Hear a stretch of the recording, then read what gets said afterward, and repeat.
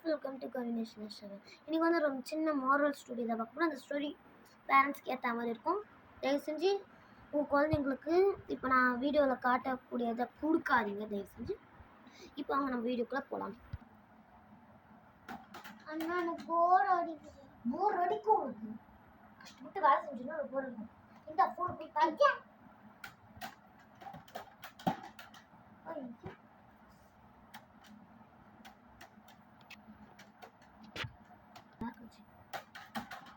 அண்ணா எனக்கு விளையாட ஆள்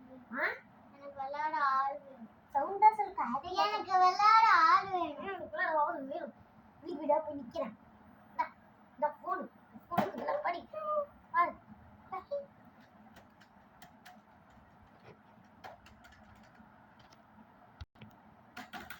அண்ணா எனக்கு தூக்கத்துக்கு வரும். எனக்கு எப்படி எனக்கு எப்போ வேலை செய்வேன்? நான் வேலை செஞ்சுதான் உட்காந்து எல்லாம் கூட்டான். இந்த ஃபோன் பாரு. நான் வர வரைக்கும் இந்த ஃபோன் தான் பார்த்து தூங்க கவர்ட்லேயே கொடுத்துருவோம். பாரு ஃபோன். ரக்ஷிதா ஃபோனை வை. ஃபோனை வைனா ஃபோனை வைக்க மாட்டேன். அண்ணா நீ தானே கொடுத்த. உன் தப்பு தானே.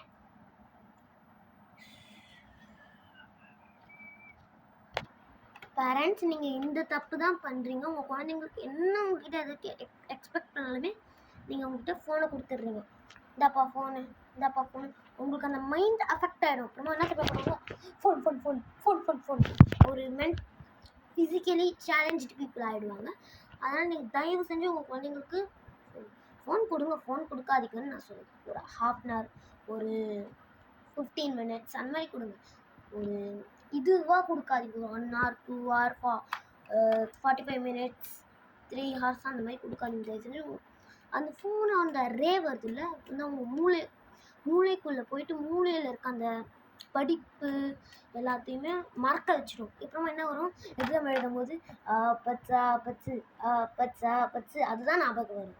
அதனால் தயவு செஞ்சு உங்கள் குழந்தைங்களுக்கு நீங்கள் ஃபோன் கொடுக்காதீங்க. பாய்.